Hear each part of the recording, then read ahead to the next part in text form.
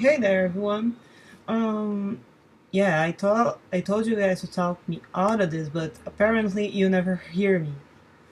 Anyways, I'm here to talk about one of my favorite fandoms, and more specifically, a movie from one of my favorite fandoms. Fandom in question being Lupin the Third, and movie being The Return of Pyko. I could talk about Episode Zero or Hemingway Papers because Episode Zero is a legitimately good movie that I simply love to bits. And Hemingway Papers, I have a bit of a story with it. If you follow me for a while, you know. But I'm going to talk about Return of Pyko because I might as well talk about the movie that revolves around one of my favorite antagonists on this fandom. And I think that's my love for him that makes me love this movie because, yeah, you understand later on. But before we go any further, I need to give you some bit of context here. Because you need to know Michael's backstory to understand whatever the hell is going on here and are his motivations. But I will try to not spoil too much of the episode for you. And I try not to spoil too much of the movie for you, even though I'm going to talk about the movie from beginning to end. Um, but then again, the twists from the movie are pretty shitty, so does not doesn't make much difference if I spoil them or not. But anyways, the thing is, um, Paiko is the antagonist from the first season of Lupin the Third. He's from Green Jackets. And the thing that's most interesting is the fact that they made an entire movie sequel based on one episode from the first season. And at the same time that this is baffling, I'm not complaining because, like I said, he's one of my favorite antagonists, and we didn't distort his personality. And we kind of stuck with his personality pretty well, differently from what they did with Mamo Kioski in The Illusions of the Fog. But that's another story altogether. I'm not going there because the movie pisses me off. Anyway, the thing is, Paiko is a thief slash assassin slash spy slash whatever he is, because it's never really explained in canon. I've always had the head canon that he's like some manner of chemist spy person that's kind of crazy. Anyways, so it just so happens that Paiko steals a microfilm with Fujiko while they are together. And said microfilm has a formula for a certain kind of substance that, when applied to the skin, makes the skin pretty much invulnerable to all the things known to man. Knives, guns, fire. You can throw anything at a person using that substance and nothing happens. And naturally, Paiko wants this because who wouldn't want that? But the thing is, Fujiko steals the microfilm right under his nose and she hides it away. And he's pissed and he's out to hunt her. And consequently hunt Lupin because he's with her. And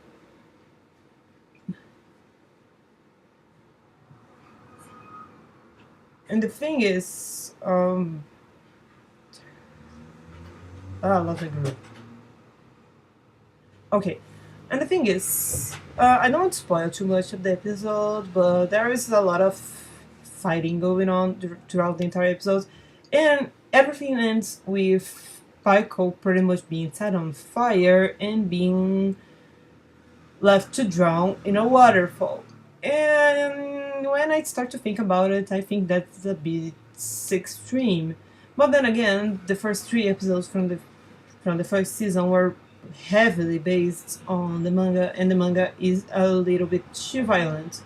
So yeah, but back to the story. So by being set on fire and being left for dead, you would imagine the Pyko would hold a little bit of a grudge against Lupin, and you guessed right. And this grudge is the basis of the movie. Now, the thing is that this movie is a bit confusing, and you understand why pretty soon. So it all starts with Lupin getting into some rich guy's party to steal a bottle of wine. Because that's what Lupin does. He steals random stuff from rich guys just to fuck with it. And the thing is, what you're like now, he's going to too much trouble to steal a bottle of wine. I mean, you know Lupin likes to just fuck around and steal completely pointless things, but a bottle of wine seems a little bit too, yeah, pointless. Turns out there's a crystal inside that wine bottle. And why is a crystal important? Calm down, it's gonna be explained soon.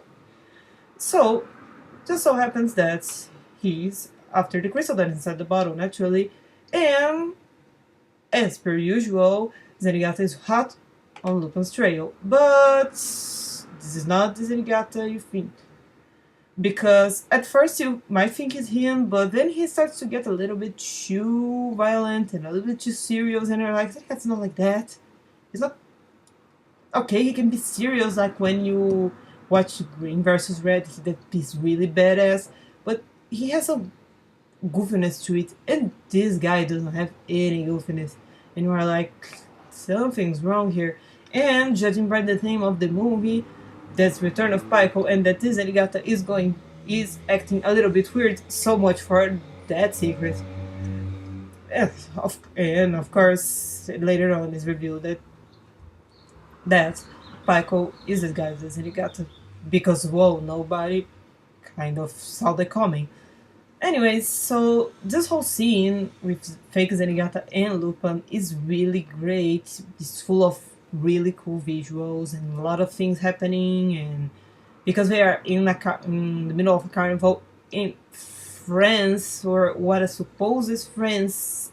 I don't remember if the movie ever explains where the hell they are.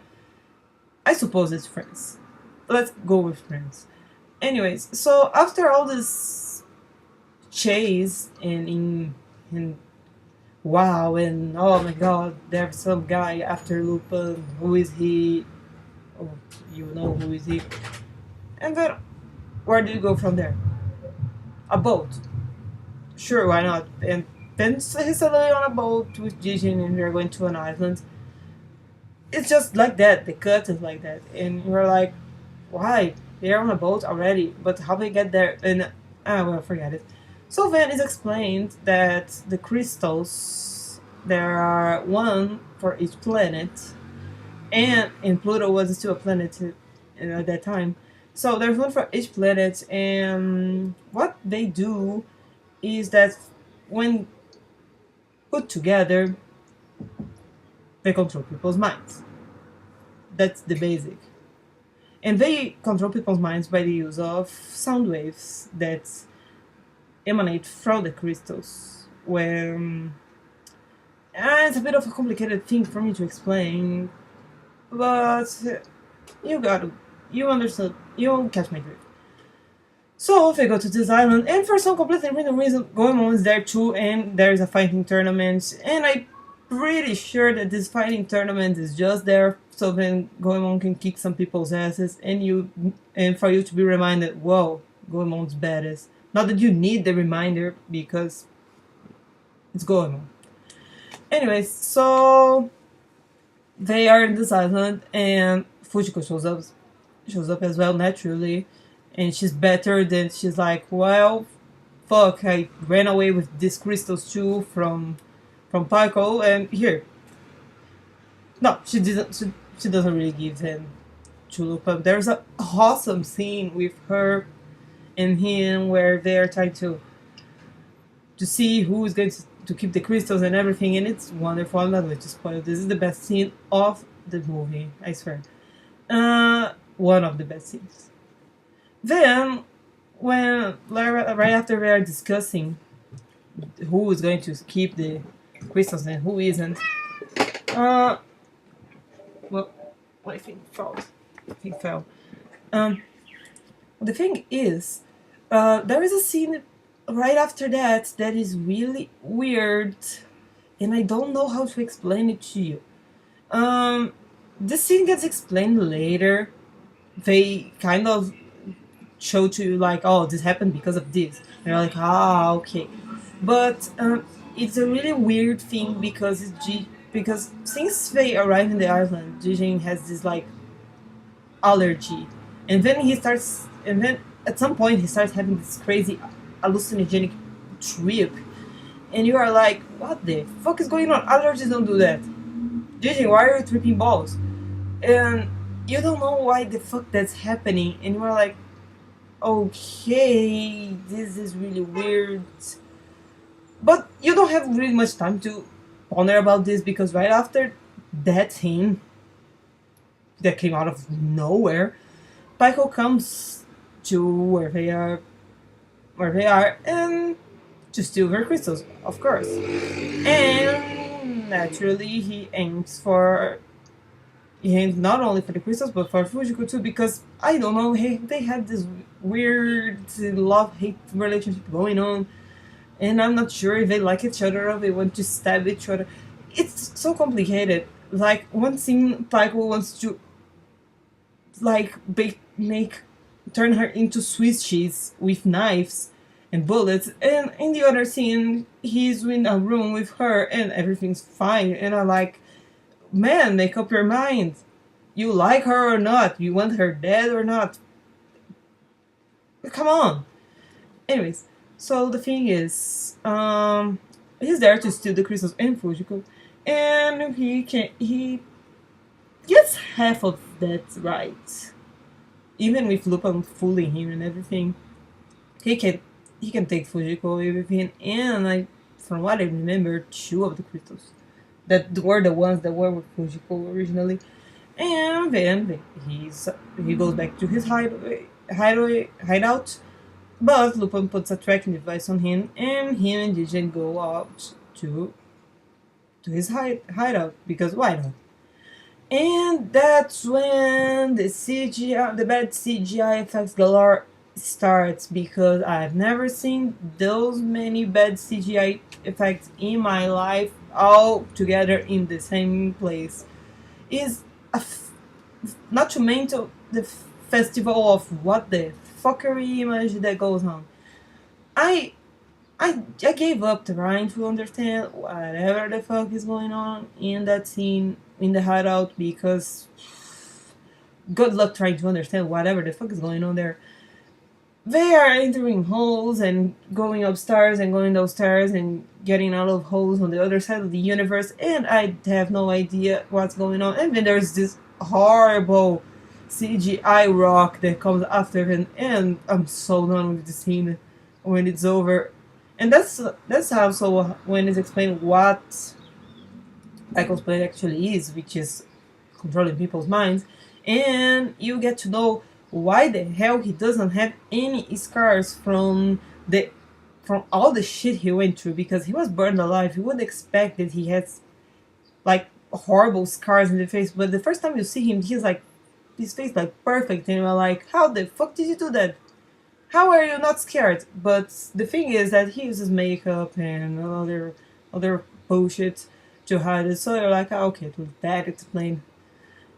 But then Pyko gets onto Van, and he's like, that's where he deploys the horrible CGI stone, and Lupin and Jijin catch a fucking rocket that's just sitting there on the hideout. And that's the thing that makes me go, wow, Pyko, you have money and the resources to get a fucking rocket. Why are you bothering trying to murder this guy? Why are you even... You could be doing so many other things. You could be like on a vacation or whatever. But the thing that baffles me the most is that not only he has a rocket in his hideout, which is... I can't even begin to face on how bizarre that is. The thing is, said rockets, he has this really huge control panel in his hideout, and he can control everything inside the hideout from it. And that includes the rockets. And for some completely random reason, the rockets... This control panel has a button that pretty much explodes the rocket. And I'm like, okay, if this is a... Let's pretend for a minute that Pyko wants to use the rocket to escape whatever. What if someone figures out there is a button over there in the fucking panel that explodes the rocket? I don't know why he reached his own rocket with a bomb. It's like Lee from the Tekken movie that he explodes the island where the tournament is with him inside. It's like, why are you doing this? Anyways, so after that scene, um, there is a showdown between Pyko and Lupin, and Pyko's plan is finally explained. Pyko's plan is finally explained, and it's finally explained why Jigen was having the crazy hallucinogenic trip back there. Because Pyko's initial plan is to, of course, kill off Lupin, but he wants to do it with style, and the way he found out to do it is to use his best friend to murder him, which is a pretty ingenious move. Like, oh, I want to kill you, but I'm not going to do it myself. I'm going to use your best friend against you. It's a great plan. It's a nice plan. It's well thought and everything, but the execution is so silly. I cannot get over it. Like, you know how I mentioned the crystals are powered by sound. Oh yeah, and the hallucinogenic trip from before is Sparkle like starting to mess up with Gideon's mind, but it's not really completely messed up because he doesn't have all the crystals. And that's the best part. The fact he puts his plan in motion without having all the crystals, because in the end he didn't really need the crystals in the end after all, because he only needed to know what kind of frequency they were doing. It's really convoluted. They can really stick to a plan in this movie. But anyways, he doesn't have all the crystals, but fuck it, he puts his plan in motion anyway. So yeah, the crystals are activated by sound, and the method that he chooses to put this whole thing in motion is to use the most 80s setting I've ever seen. He has a fucking synthesizer thing, and he plays it, and I am so baffled, and I think it's so silly. And I'm like, I almost feel bad because Pyko is such a badass character because he survives death so many times, and then he is having that crazy 80s show going on, and you're like, Pyko, what happened to you? You were so cool. Anyways, between he's having his little 80s revival, when there is this one guy, I forgot to mention him completely, that he has a harp. And I still don't understand how the harp counteracts the crystals effects. There's something about sound waves, but I couldn't care less about it. It's so complicated. But anyways, the guy with the harp shows up, counteracts whatever Pike was doing with the synthesizer. But it kind of works because Jigen kind of shoots Lupin anyway. But you know, Lupin is not dead because that joke is overused in the fandom. Like, oh, Lupin is dead. No, he isn't. Then, for some reason, you look at the counter of the movie and you're like, okay, but there is only like 6 minutes to go. How are we going to wrap this up out of this? And we wrap everything up really quickly. All of a sudden, everyone is like, oh my god, Lupin fell in the ocean. He's dead, but he's not dead, obviously. And then Pyko assumes Lupin is dead, or he doesn't even care anymore. And he's like, bye losers, and he simply pulls out a paraglider and goes away with the crystals. And while he's paragliding into the sunset, and he's like, yes, I'm free now to go, Lupin pretty much pulls a dick move, and he throws a net at Pyko and drags him to the bottom of the ocean, and we're like, well, good. I mean, it's so sudden. And it's that fast. It's not. Oh no, I lied. The paraglider comes after the scene he has with Fujiko in a plane. He goes out with a plane. Fujiko is inside the plane. God only knows for how long she was there. And then he's like, no, you're not going to get my crystals, and he jumps out of the plane with the paraglider, and he's like, bye, and then that's when Lupin gets him with the net. And I'm sitting here thinking, all of this happened in the span of like 5 minutes tops. And it's like they were running out of time to, like, I don't know, they're running out of time, running out of budget, I don't know. But they wrapped this up so quickly and so rushedly, and I'm like, okay. But then, and then the credits roll, and you're like, well, okay, Piper was dead because he's on a net in the bottom of the ocean. I'm pretty sure no one survives that. And for some completely random reason, like a left fuck you to everyone that's watching the movie to make you even more confused. Fujiko is on her motorcycle and she's going wherever, and then Paiko shows up in her rearview mirror, and you are like, what the fuck, man? I mean, I, as a fan of Paiko, I'm like, dude, stay dead. For the love of God, how many times can you come back? But it's never really clear if he's dead or if he's not. And they are not going to come back to that anytime soon. So yeah, basically the movie is this, and it's so. Some parts are really dragged, and some parts are really rushed.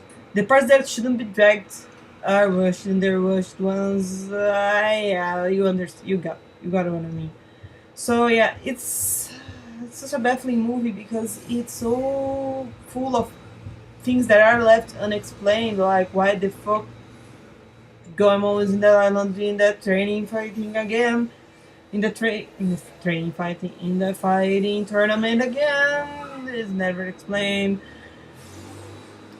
Why the hell the hallucinogenic trips that Paco was inducing on Gigi make his knees? What the fuck? Doesn't care. And in the end, the movie is confusing as balls, but I love it. I will always love it. And also, I could talk about in another video about Hemingway papers or red or green versus red versus green. I don't remember. Or episode 0, but that's another story altogether. Now, if you watch this, thank you. And even if you're not in the funnel, maybe you're just watching to see my face, which is weird. I'm not judging you, but it's weird because why? But if you survived up to this point, thank you. You have my thanks. And because this is the third take I'm doing of this video. And my grandmother just turned on the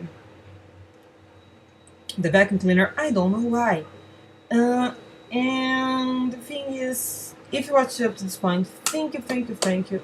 And I want to kiss you all who survived my rambling, my nonsensical rambling about this movie. I'll try to make a better video with bits of the movie and everything, because you need to see how bad the CGI is, and you need to see whatever the fuck I'm talking about when I'm saying that Pyco with the synthesizer is the silliest thing I've ever seen in my life. Anyways, guys, thank you so much for listening, and see ya.